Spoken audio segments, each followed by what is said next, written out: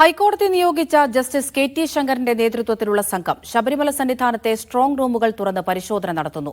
സ്വർണ്ണക്കൊള്ളയിൽ പ്രത്യേക അന്വേഷണ സംഘം ഉടൻ കേസ് രജിസ്റ്റർ ചെയ്യും. അഴിമതി നിരോധന നിയമത്തിലെ വകുപ്പുകൾ കൂടി പ്രതികൾക്കെതിരെ ചേർക്കാൻ ഡിജിപി നിർദ്ദേശം നൽകി. ദ്വാരപാലക ശില്പവും ശ്രീകോവിലിലെ കട്ടിളിലെ പാളികളും അനുമതിയില്ലാതെ കൊണ്ടുപോയെന്ന റിപ്പോർട്ടിന്റെ അടിസ്ഥാനത്തിലായിരുന്നു ശബരിമലയിലെത്തി സ്ട്രോങ് റൂമുകൾ പരിശോധിക്കാൻ ജസ്റ്റിസ് കെ ടി ശങ്കറിനെ ഹൈക്കോടതി ചുമതലപ്പെടുത്തിയത്. രാവിലെ 11 മണിക്ക് അദ്ദേഹം സന്നിധാനത്തെത്തി. സ്ട്രോങ് റൂമുകൾ തുറന്ന് പരിശോധന ആരംഭിച്ചു. തിരുവാഭരണ കമ്മീഷണറും ശബരിമല അസിസ്റ്റന്റ് എക്സിക്യൂട്ടീവ് ഓഫീസറും പരിശോധനയിൽ പങ്കെടുക്കുന്നുണ്ട്. തിങ്കളാഴ്ച ആറന്മുളയിലെ സ്ട്രോങ് റൂം കൂടി പരിശോധിച്ച ശേഷമാകും വിശദമായ റിപ്പോർട്ട് ഹൈക്കോടതിക്ക് അദ്ദേഹം സമർപ്പിക്കുക.